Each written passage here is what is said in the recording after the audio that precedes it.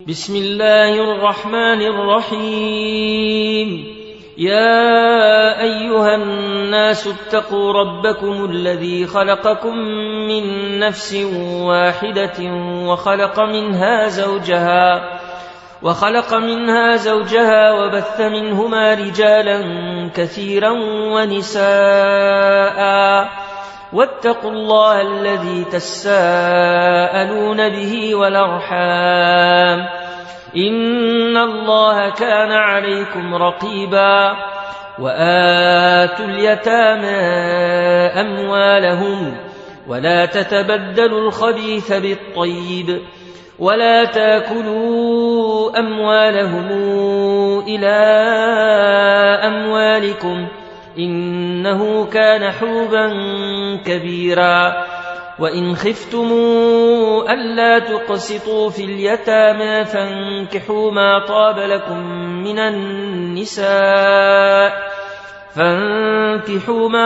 لكم من النساء مثنى وثلاث ورباع، فإن خفتموا ألا تعدلوا فواحدة أو ما ملكت أيمانكم ذلك أدنى ألا تعولوا. وآتوا النساء صدقاتهن نحلة، فإن طبن لكم عن شيء منه نفسا فكلوه هنيئا مريئا. ولا توتوا السفهاء أموالكم التي جعل الله لكم قيما وارزقوهم فيها واكسوهم وقولوا لهم قولا معروفا. وابتلوا اليتامى حتى إذا بلغوا النكاح فإن آنستم منهم رشدا فادفعوا إليهم أموالهم ولا تأكلوها إسرافا وبدارا أن يكبروا. ومن كان غنيا فليستعفف ومن كان فقيرا فليأكل بالمعروف. فإذا دفعتم إليهم أموالهم فأشهدوا عليهم وكفى بالله حسيبا. للرجال نصيب مما ترك الوالدان والأقربون، وللنساء نصيب مما ترك الوالدان والأقربون مما قل منه أو كثر نصيبا مفروضا. وإذا حضر القسمة أولو القربى واليتامى والمساكين فارزقوهم منه وقولوا لهم قولا معروفا. وليخشى الذين لو تركوا من خلفهم ذرية ضعافا خافوا عليهم فليتقوا الله وليقولوا قولا سديدا. إن الذين يأكلون أموال اليتامى ظلما إنما يأكلون في بطونهم نارا وسيصلون سعيرا. يوصيكم الله في أولادكم للذكر مثل حظ الأنثيين، فإن كن نساء فوق 2 فلهن ثلثا ما ترك، وإن كانت واحدة فلها النصف، ولأبويه لكل واحد منهما السدس مما ترك إن كان له ولد، فإن لم يكن له ولد وورثه أبواه فلأمه الثلث، فإن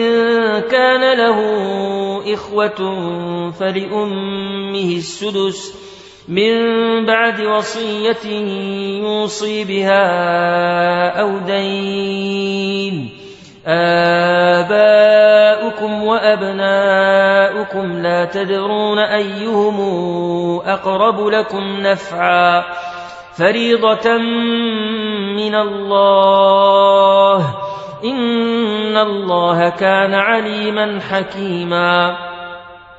ولكم نصف ما ترك أزواجكم إن لم يكن لهن ولد فإن كان لهن ولد فلكم الربع مما تركن من بعد وصية يوصين بها أو دين ولهن الربع مما تركتم إن لم يكن لكم ولد فإن كان لكم ولد فلهن الثمن مما تركتم من بعد وصية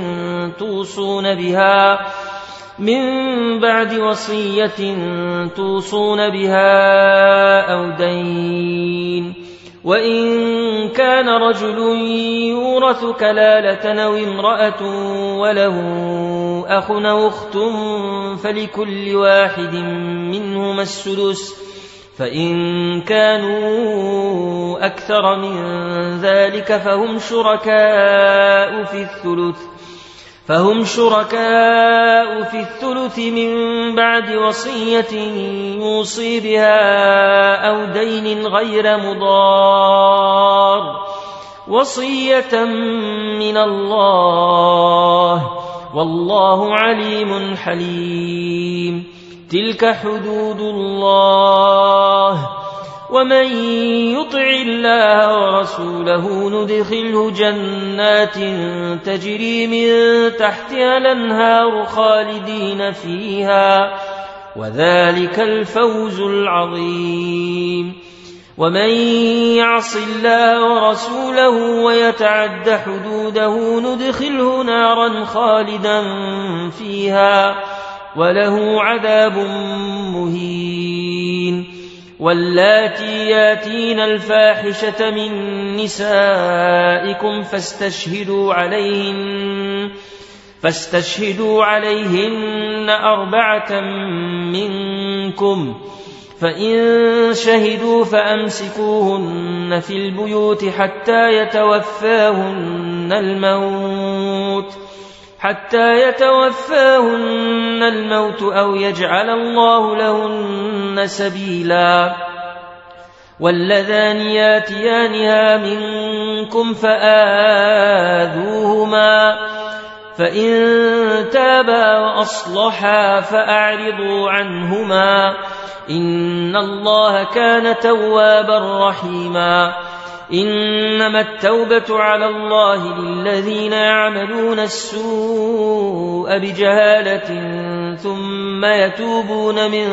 قريب فأولئك يتوب الله عليهم وكان الله عليما حكيما. وليست التوبة للذين يعملون السيئات حتى إذا حضر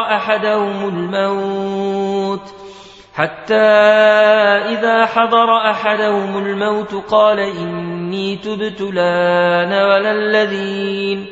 ولا الذين يموتون وهم كفار أولئك أعتدنا لهم عذابا أليما. يا أيها الذين آمنوا لا يحل لكم أن ترثوا النساء كرها ولا تعضلوهن لتذهبوا ببعض ما آتيتموهن إلا أن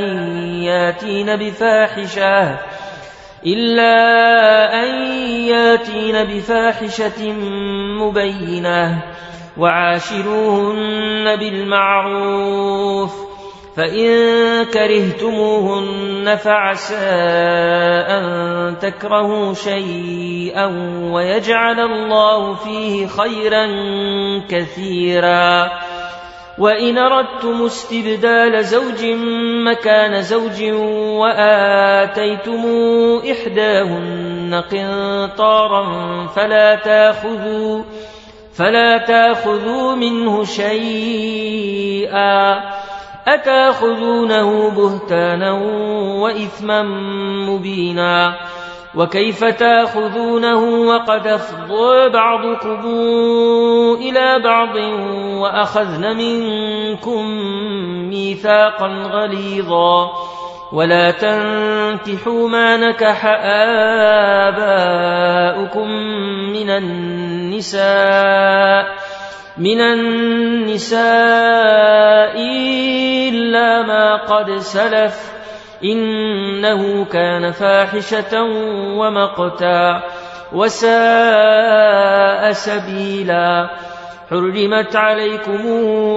أمهاتكم وبناتكم وأخواتكم وعماتكم وخالاتكم وبنات الأخ وبنات الأخت وأمهاتكم اللاتي أرضعنكم وأخواتكم من الرضاعة وأمهات نسائكم وربائبكم اللاتي في حجوركم من نسائكم اللاتي دخلتم بهن، فإن لم تكونوا دخلتم بهن فلا جناح عليكم. وحلائل أبنائكم الذين من أصلابكم وأن تجمعوا بين الأختين إلا ما قد سلف إن الله كان غفورا رحيما. والمحصنات من النساء إلا ما ملكت أيمانكم كتاب الله عليكم، وأحل لكم ما وراء ذلكم أن تبتغوا بأموالكم محصنين غير مسافحين، فما استمتعتم به منهن فآتوهن أجورهن فريضة، ولا جناح عليكم فيما تراضيتم به من بعد الفريضة إن الله كان عليما حكيما. ومن لم يستطع منكم طولا أن ينكح المحصنات المؤمنات فمما ملكت أيمانكم من فتياتكم المؤمنات، والله أعلم بإيمانكم بعضكم من بعض، فانكحوهن بإذن أهلهن وآتوهن أجورهن بالمعروف محصنات غير مسافحات ولا متخذات أخدان. فإذا أحصن فإن أتين بفاحشة فعليهن نصف ما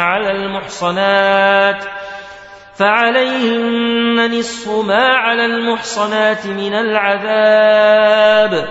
ذلك لمن خشي العنة منكم، وأن تصبروا خير لكم، والله غفور رحيم.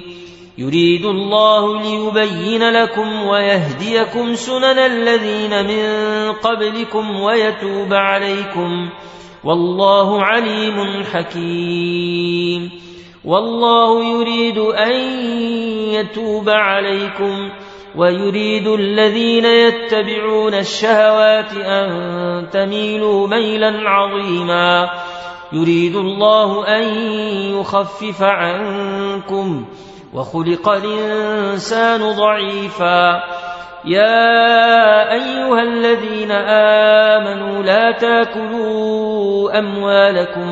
بينكم بالباطل إلا أن تكون تجارة عن تراض منكم، ولا تقتلوا أنفسكم إن الله كان بكم رحيما. ومن يفعل ذلك عدوانا وظلما فسوف نصليه نارا، وكان ذلك على الله يسيرا. إن تجتنبوا كبائر ما تنهون عنه نكفر عنكم سيئاتكم وندخلكم مدخلا كريما. ولا تتمنوا ما فضل الله به بعضكم على بعض، للرجال نصيب مما مما اكتسبوا وللنساء نصيب مما اكتسبن واسألوا الله من فضله إن الله كان بكل شيء عليما ولكل جعلنا موالي مما ترك الوالدان والأقربون والذين عاقدت أيمانكم فآتوهم نصيبهم إن الله كان على كل شيء شهيدا الرجال قوامون على النساء بما فضل الله بعضهم على بعض وبما أنفقوا من أموالهم فالصالحات قانتات حافظات للغيب بما حفظ الله واللاتي تخافون نشوزهن فعظوهن واهجروهن في المضاجع واضربوهن فإن أطعنكم فلا تبغوا عليهن سبيلا إن الله كان عليا كبيرا وإن خفتم شقاق بينهما فابعثوا حكما من أهله وحكما من أهلها إن يريدا إصلاحا يوفق الله بينهما إن الله كان عليما خبيرا واعبدوا الله ولا تشركوا به شيئا وبالوالدين إحسانا وبذي القربى واليتامى والمساكين والجار ذي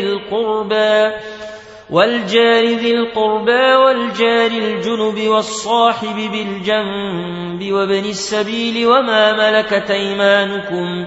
إن الله لا يحب من كان مختالا فخورا الذين يبخلون ويامرون الناس بالبخل ويكتمون ما آتاهم الله من فضله وأعتدنا للكافرين عذابا مهينا والذين ينفقون أموالهم رئاء الناس ولا يؤمنون بالله ولا باليوم الآخر ومن يكن الشيطان له قرينا فساء قرينا وماذا عليهم لو آمنوا بالله واليوم الآخر وأنفقوا مما رزقهم الله وكان الله بهم عليما إن الله لا يظلم مثقال ذرة وإن تك حسنة يضاعفها ويؤت من لدنه أجرا عظيما فكيف إذا جئنا من كل أمة بشهيد وجئنا بك على هؤلاء شهيدا يومئذ يود الذين كفروا وعصوا الرسول لو تسوى بهم الأرض ولا يكتمون الله حديثا يا أيها الذين آمنوا لا تقربوا الصلاة وأنتم سكارى حتى تعلموا ما تقولون ولا جنبا إلا عابري سبيل حتى تغتسلوا وإن كنتم مرضى أو على سفر أو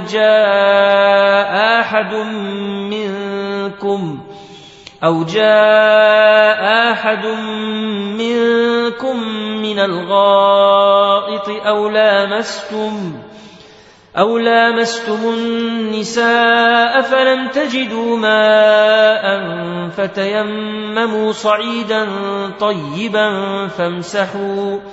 فامسحوا بوجوهكم وأيديكم إن الله كان عفوا غفورا ألم تر إلى الذين أوتوا نصيبا من الكتاب يشترون الضلالة ويريدون أن تضلوا السبيل والله أعلم بأعدائكم وكفى بالله وليا وكفى بالله نصيرا من الذين هادوا يحرفون الكلم عن مواضعه ويقولون سمعنا وعصينا واسمع غير مسمع وراعنا ليا بألسنتهم وطعنا في الدين ولو أنهم قالوا سمعنا وأطعنا واسمع وانظرنا لكان خيرا لهم وأقوم ولكن لعنهم الله بكفرهم فلا يؤمنون إلا قليلا يا أيها الذين أوتوا الكتاب آمنوا بما نزلنا مصدقا لما معكم من قبل أن نطمس وجوها فنردها على أدبارها أو نلعنهم كما لعنا أصحاب السبت وكان أمر الله مفعولا إن الله لا يغفر أن يشرك به ويغفر ما دون ذلك لمن يشاء ومن يشرك بالله فقد افترى إثما عظيما ألم تر إلى الذين يزكون أنفسهم بل الله يزكي من يشاء ولا يظلمون فتيلا انظر كيف يفترون على الله الكذب وكفى به إثما مبينا ألم تر إلى الذين أوتوا نصيبا من الكتاب يؤمنون بالجبت والطاغوت ويقولون للذين كفروا هؤلاء يهدى من الذين آمنوا سبيلا أولئك الذين لعنهم الله ومن يلعن الله فلن تجد له نصيرا أم لهم نصيب من الملك فإذا لا يؤتون الناس نقيرا أم يحسدون الناس على ما آتاهم الله من فضله فقد آتينا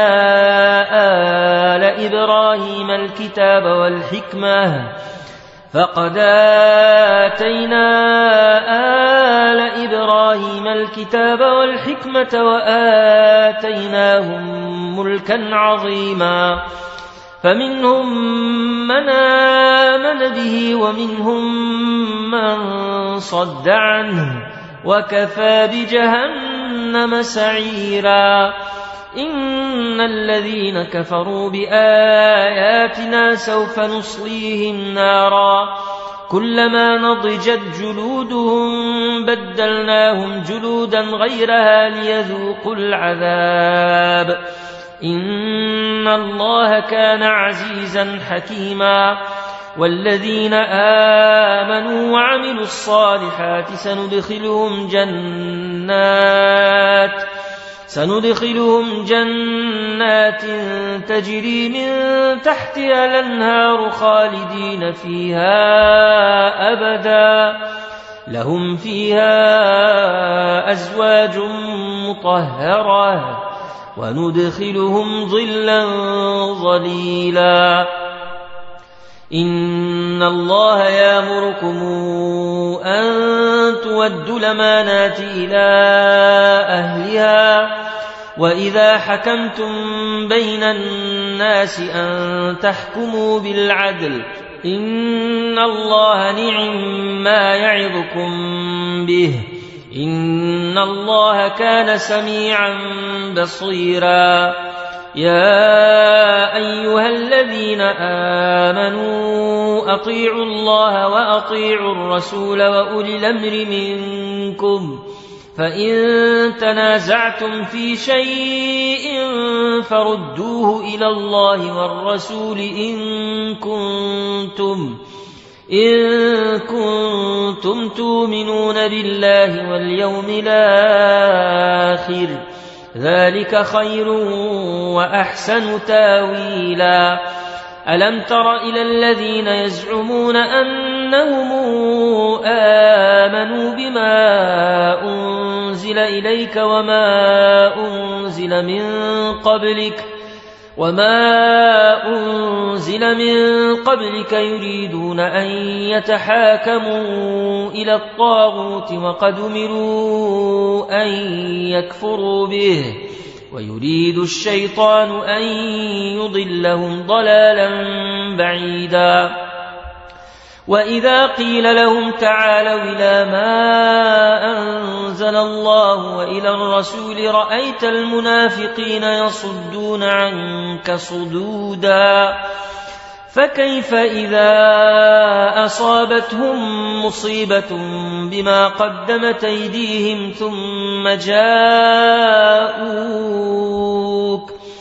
ثم جاءوك يحلفون بالله إن أردنا إلا إحسانا وتوفيقا.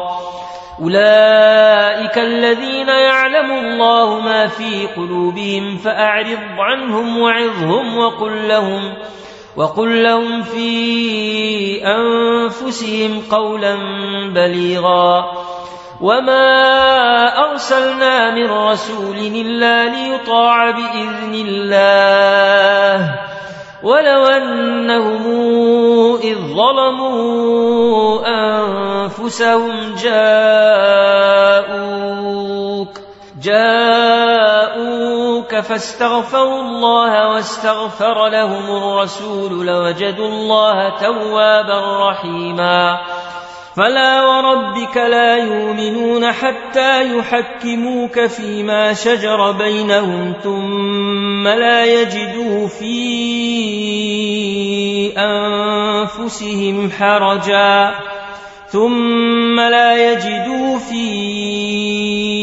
أنفسهم حرجا مما قضيت ويسلموا تسليما. ولو أنا كتبنا عليهم أن اقتلوا أنفسكم أو اخرجوا من دياركم ما فعلوه إلا قليل منهم ولو أنهم فعلوا ما يوعظون به لكان خيرا لهم وأشد تثبيتا. وإذا لآتيناهم من لدنا أجرا عظيما ولهديناهم صراطا مستقيما. ومن يطع الله والرسول فأولئك مع الذين أنعم الله عليهم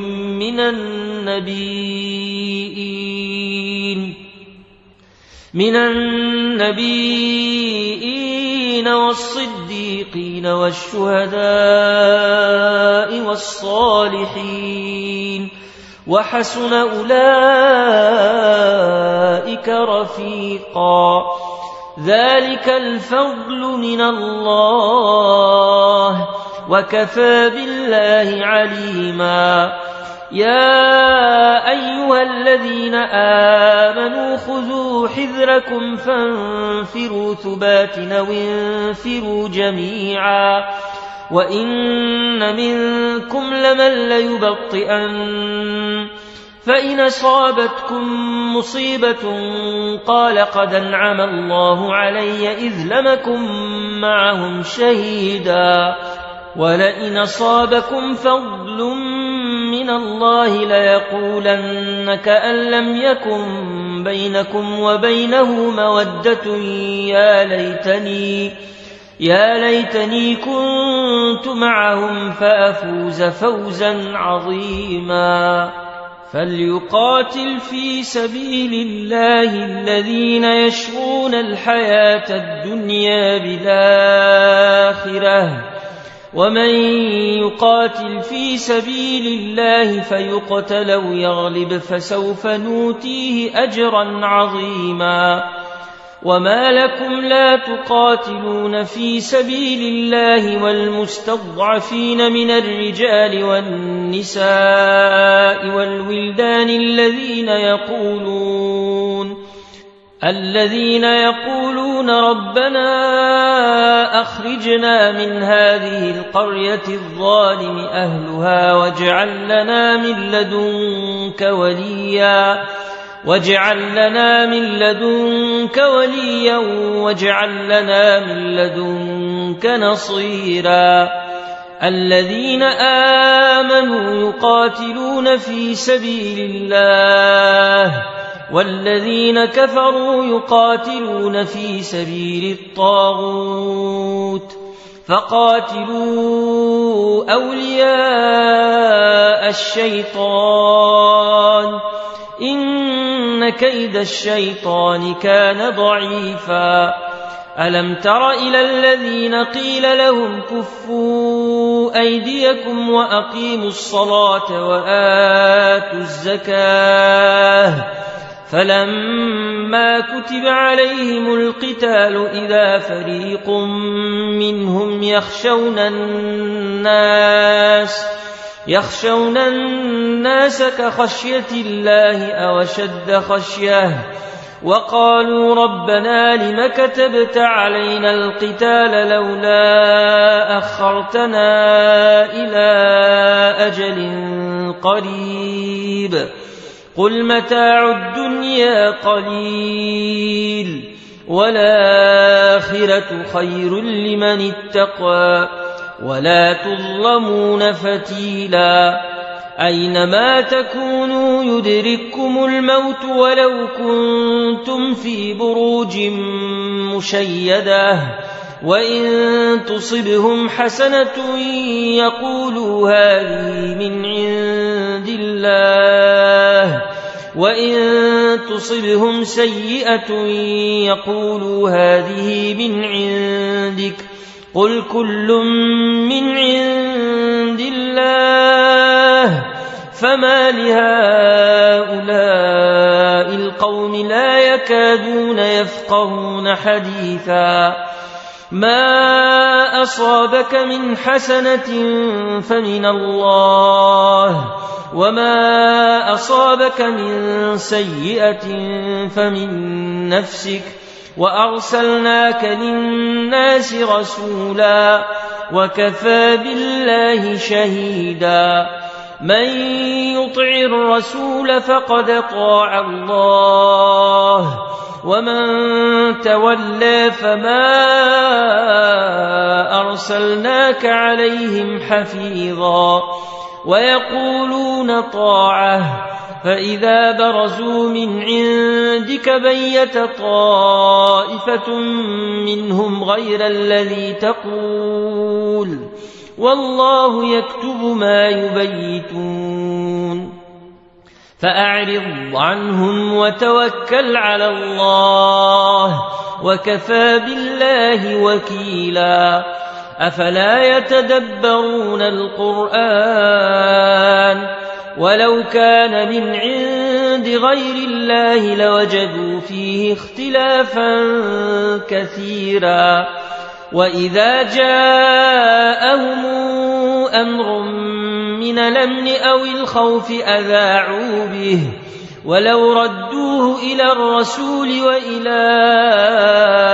أولي الأمر منهم لعلمه الذين يستنبطونه منهم ولولا فضل الله عليكم ورحمته لاتبعتم الشيطان إلا قليلا فقاتل في سبيل الله لا تكلف إلا نفسك وحرض المؤمنين عسى الله أن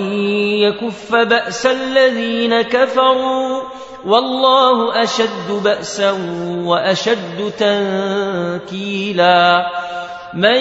يشفع شفاعة حسنة يكن له نصيب منها ومن يشفع شفاعة سيئة يكن له كفل منها وكان الله على كل شيء مقيتا. وإذا حييتم بتحية فحيوا بأحسن منها أو ردوها إن الله كان على كل شيء حسيبا. الله لا إله إلا هو ليجمعنكم إلى يوم القيامة لا ريب فيه ومن أصدق من الله حديثا. فما لكم في المنافقين فئتين والله أركسهم بما كسبوا أتريدون أن تهدوا من ضل الله ومن يضلل الله فلن تجد له سبيلا. ودوا لو تكفرون كما كفروا فتكونون سواء فلا تتخذوا منهم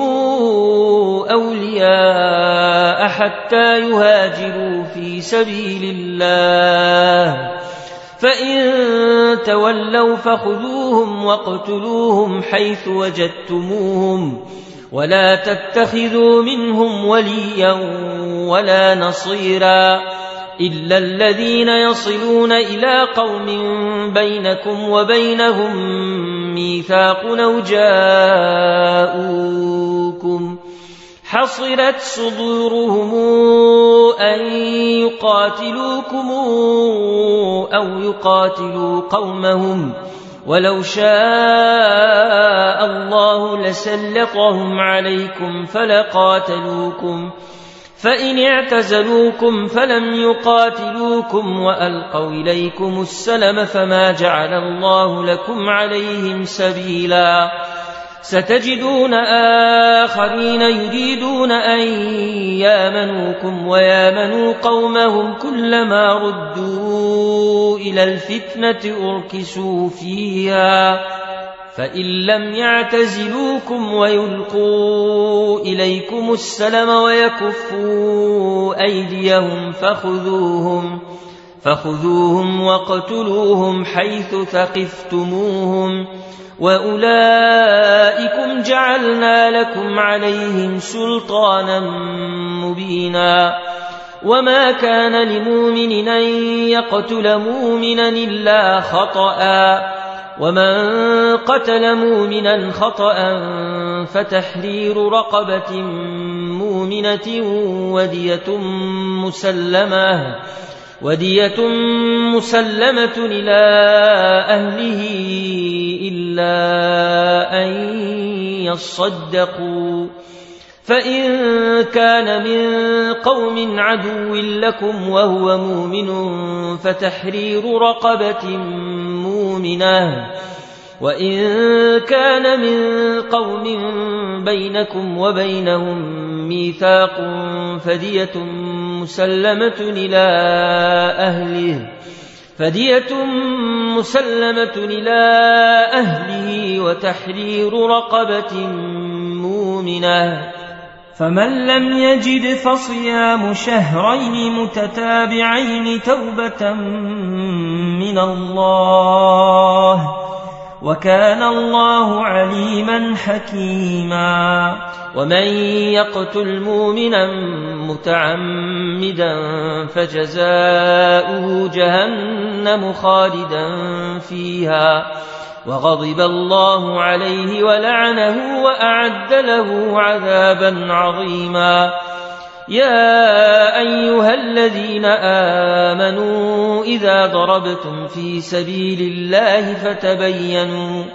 ولا تقولوا لمن ألقى إليكم السلم لست مؤمنا تبتغون عرض الحياة الدنيا فعند الله مغانم كثيرة كذلك كنتم من قبل فمن الله عليكم فتبينوا إن الله كان بما تعملون خبيرا لا يستوي القاعدون من المؤمنين غير أولي الضرر والمجاهدون في سبيل الله بأموالهم وأنفسهم فضل الله المجاهدين بأموالهم وأنفسهم على القاعدين درجة وكلا وعد الله الحسنى وفضل الله المجاهدين على القاعدين أجرا عظيما درجات منه ومغفرة ورحمة وكان الله غفورا رحيما إن الذين توفاهم الملائكة ظالمي أنفسهم قالوا فيم كنتم قالوا كنا مستضعفين في الأرض قالوا ألم تكن أرض الله واسعة فتهاجروا فيها فأولئك مأواهم جهنم وساءت مصيرا إلا المستضعفين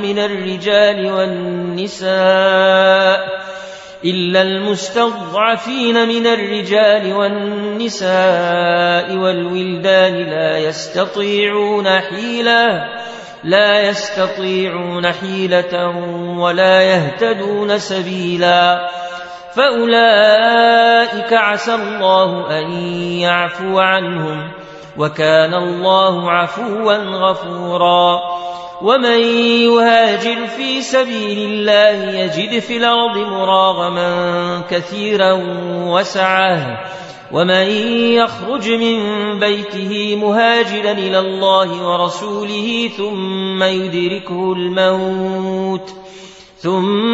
يدركه الموت فقد وقع أجره على الله وكان الله غفورا رحيما وإذا ضربتم في الأرض فليس عليكم جناح أن تقصروا من الصلاة إن خفتموا أن يفتنكم الذين كفروا إن الكافرين كانوا لكم عدوا مبينا وإذا كنت فيهم فأقمت لهم الصلاة فلتقم طائفة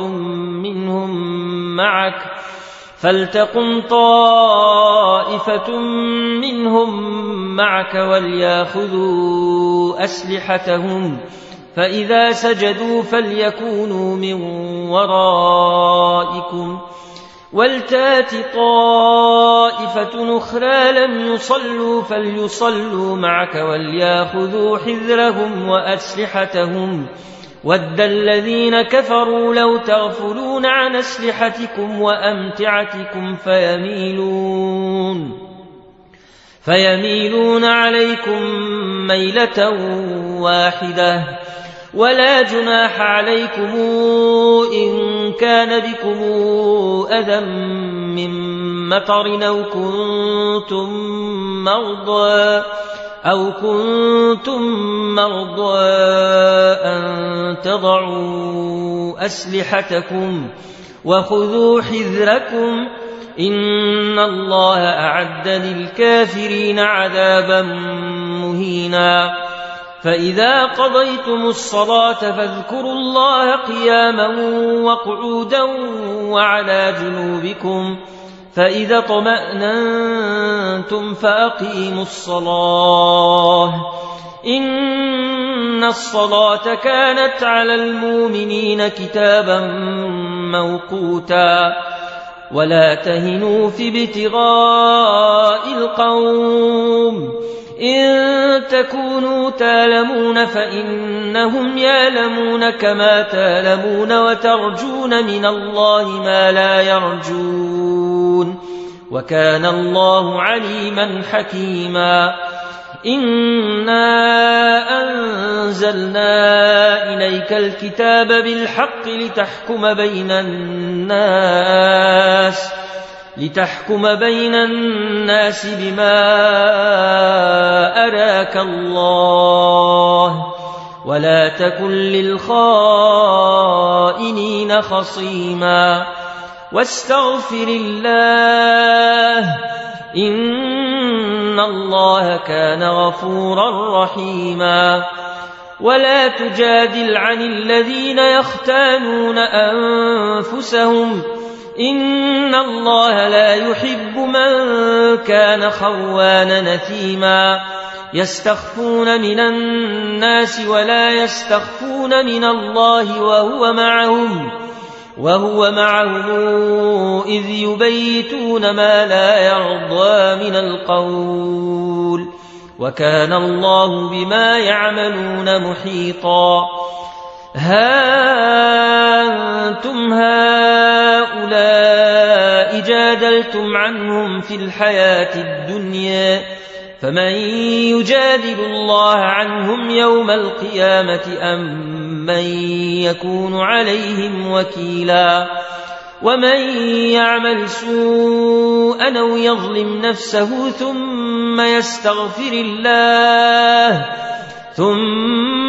يستغفر الله يجد الله غفورا رحيما ومن يكسب إثما فإنما يكسبه على نفسه وكان الله عليما حكيما ومن يكسب خطيئة أو إثما ثم يرم به بريئا فقد احتمل بهتانا وإثما مبينا ولولا فضل الله عليك ورحمته لهمت طائفة منهم أن يضلوك وما يضلون إلا أنفسهم وما يضرونك من شيء وأنزل الله عليك الكتاب والحكمة وعلمك ما لم تكن تعلم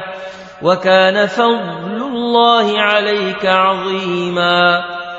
لا خير في كثير من نجواهم إلا من أمر بصدقة أو معروف أو إصلاح بين الناس ومن يفعل ذلك ابتغاء مرضات الله فسوف نؤتيه أجرا عظيما ومن يشاقق الرسول من بعد ما تبين له الهدى ويتبع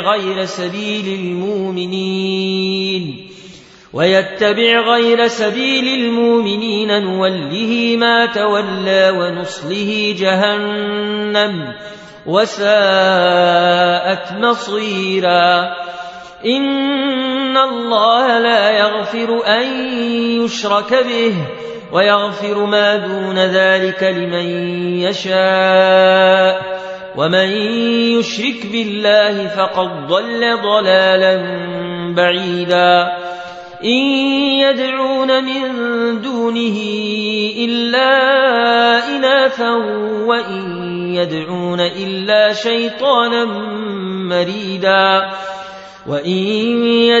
إلا شيطانا مريدا لعنه الله وقال لأتخذن من عبادك نصيبا مفروضا ولأضلنهم ولأمنينهم ولآمرنهم فليبتكن آذان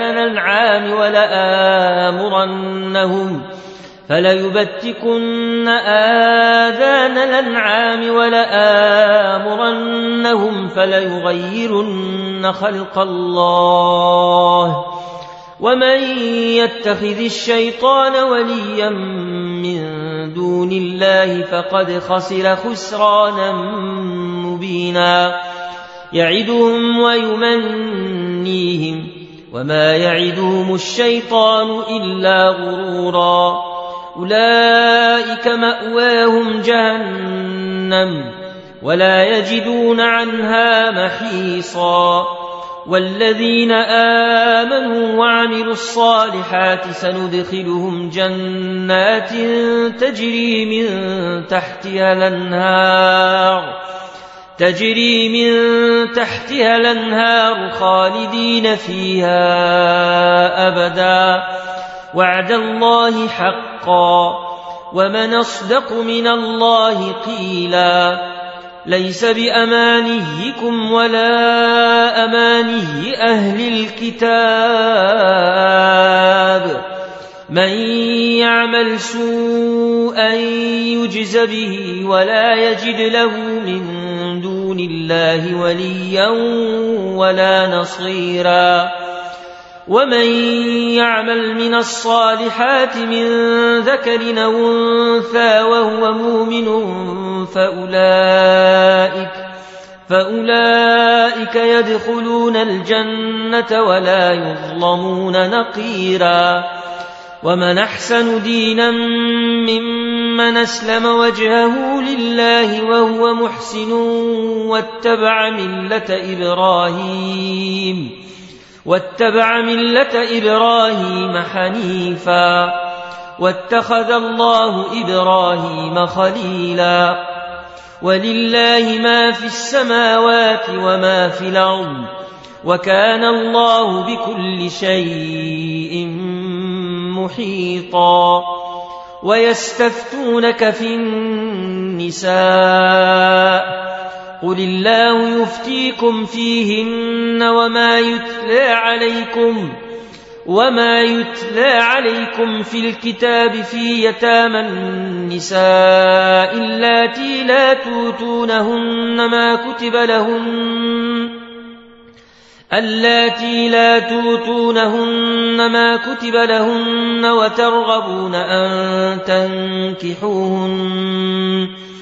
وترغبون أن تنكحوهن والمستضعفين من الولدان وأن تقوموا لليتامى بالقسط وما تفعلوا من خير فإن الله كان به عليما وإن امرأة خافت من بعلها نشوزا أو إعراضا فلا جناح عليهما أن يصالحا بينهما صلحا والصلح خير وأحضرت الأنفس الشح وإن تحسنوا وتتقوا فإن الله كان بما تعملون خبيرا ولن تستطيعوا أن تعدلوا بين النساء ولو حرصتم فلا تميلوا كل الميل فتذروها كالمعلقة وإن تصلحوا وتتقوا فإن الله كان غفورا رحيما وإن يتفرقا يغن الله كلا من سعته وكان الله واسعا حكيما ولله ما في السماوات وما في الأرض ولقد وصينا الذين أوتوا الكتاب من قبلكم وإياكم أن اتقوا الله وإن تكفروا فإن لله ما في السماوات وما في الأرض وكان الله غنيا حميدا ولله ما في السماوات وما في الأرض وكفى بالله وكيلا إن يشأ يذهبكم أيها الناس ويات بآخرين وكان الله على ذلك قديرا من كان يريد ثواب الدنيا فعند الله ثواب الدنيا والآخرة وكان الله سميعا بصيرا يا أيها الذين آمنوا كونوا قوامين بالقسط شهداء لله ولو على أنفسكم أو الوالدين والأقربين إن يكن غنيا أو فقيرا فالله أولى بهما فلا تتبعوا الهوى أن تعدلوا وإن تلووا أو تعرضوا فإن الله كان بما تعملون خبيرا. يا أيها الذين آمنوا بالله ورسوله والكتاب الذي نزل على رسوله والكتاب الذي أنزل من قبل، ومن يكفر بالله وملائكته وكتبه ورسله واليوم الآخر فقد ضل ضلالا بعيدا. إن الذين آمنوا ثم كفروا ثم آمنوا ثم كفروا ثم ازدادوا كفرا لم يكن الله ليغفر لهم ولا ليهديهم سبيلا. بشر المنافقين بأن لهم عذابا أليما الذين يتخذون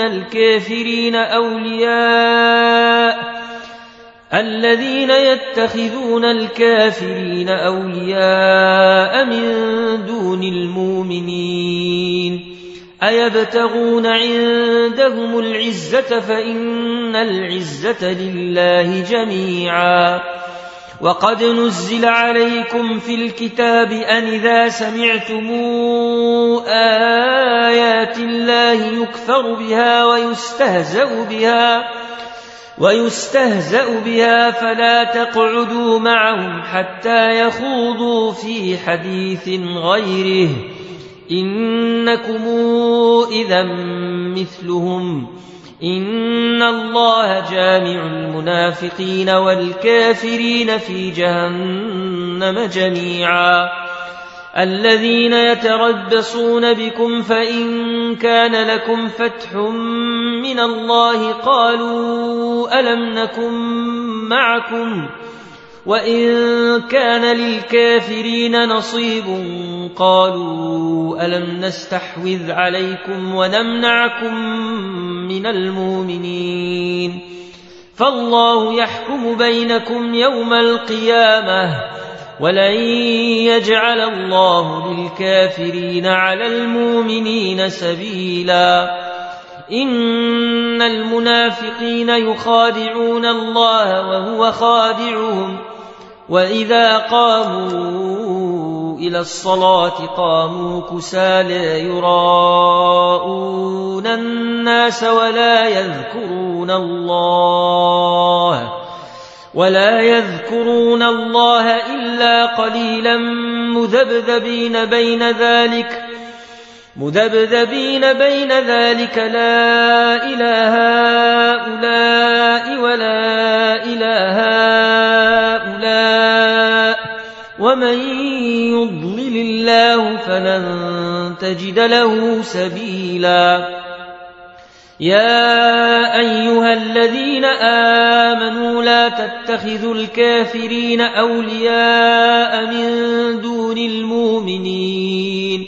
أتريدون أن تجعلوا لله عليكم سلطانا مبينا. إن المنافقين في الدرك الأسفل من النار ولن تجد لهم نصيرا إلا الذين تابوا وأصلحوا واعتصموا بالله وأخلصوا دينهم لله فأولئك مع المؤمنين وسوف يؤتي الله المؤمنين أجرا عظيما. ما يفعل الله بعذابكم إن شكرتم وآمنتم وكان الله شاكرا عليما.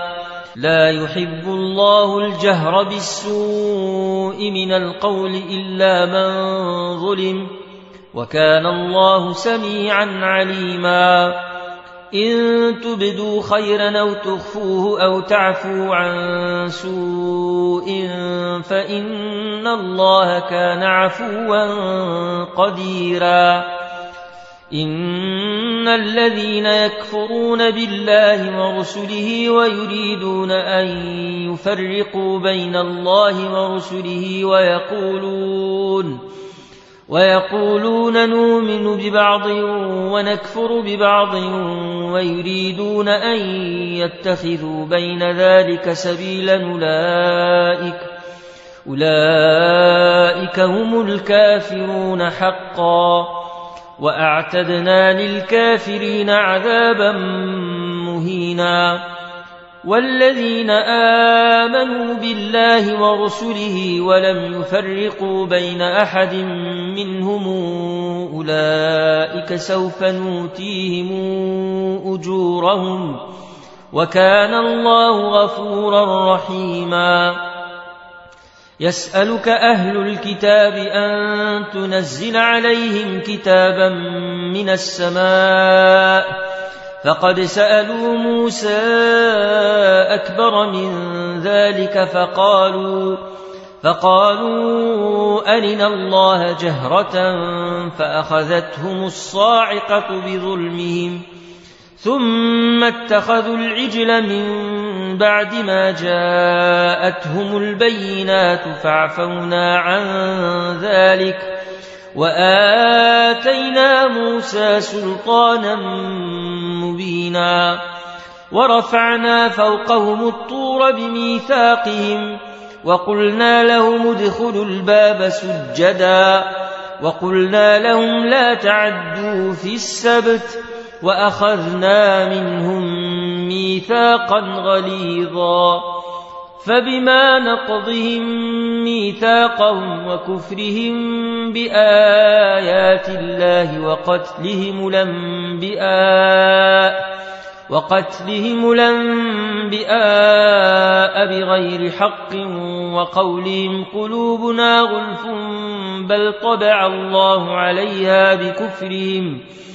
بل طبع الله عليها بكفرهم فلا يؤمنون إلا قليلا وبكفرهم وقولهم على مريم بهتانا عظيما وقولهم إنا قتلنا المسيح عيسى ابن مريم رسول الله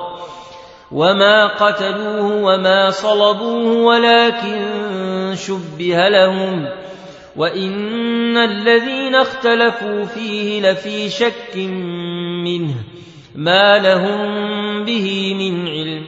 إلا اتباع الظن وما قتلوه يقينا بل رفعه الله إليه وكان الله عزيزا حكيما وإن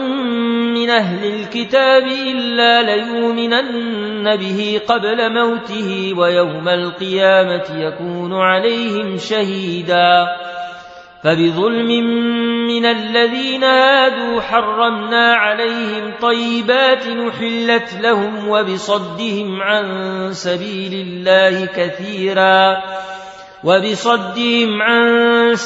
الله كثيرا وأخذهم الربا وقد نهوا عنه وأكلهم أموال الناس بالباطل وأعتدنا للكافرين منهم عذابا أليما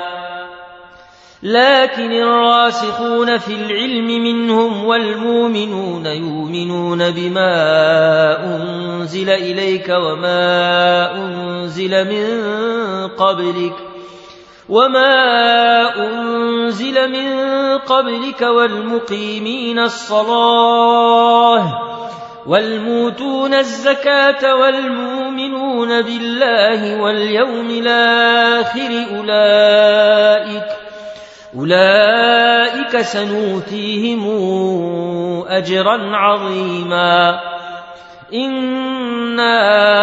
أوحينا إليك كما أوحينا إلى نوح والنبيين من بعده وأوحينا إلى إبراهيم وإسماعيل وإسحاق ويعقوب والأسباط وعيسى وأيوب ويونس وهارون وسليمان وآتينا داود زبورا ورسلا قد قصصناهم عليك من قبل ورسلا لم نقصصهم عليك وكلم الله موسى تكليما رسلا مبشرين ومنذرين لئلا يكون للناس على الله حجة بعد الرسل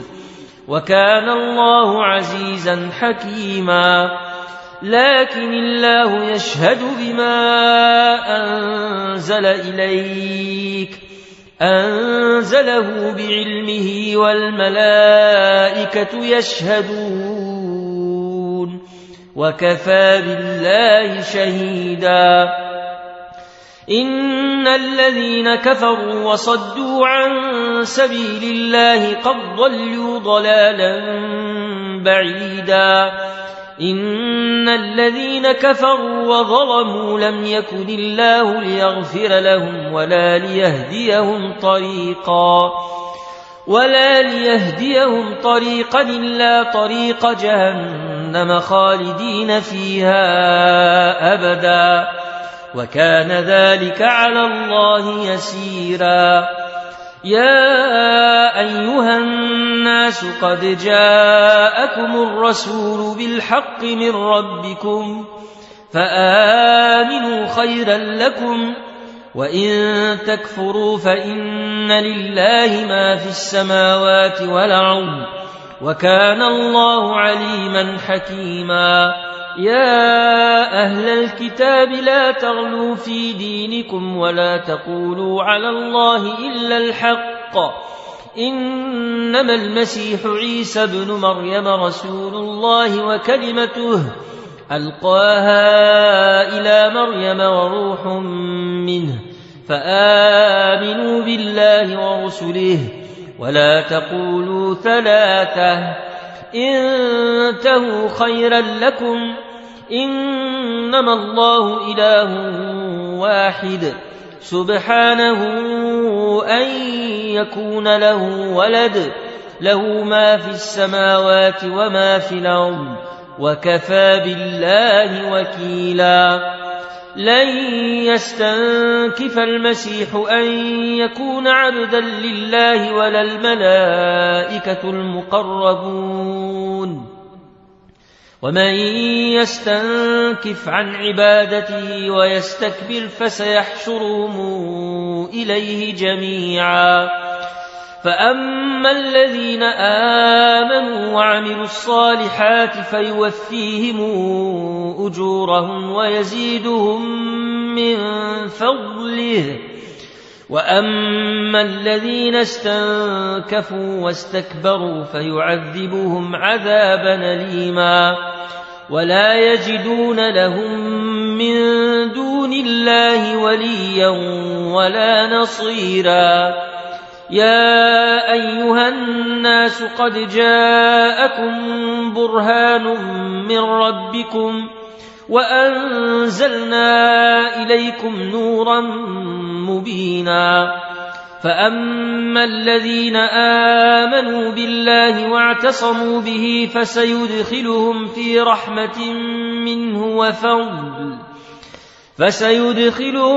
رحمة منه وفضل ويهديهم إليه صراطا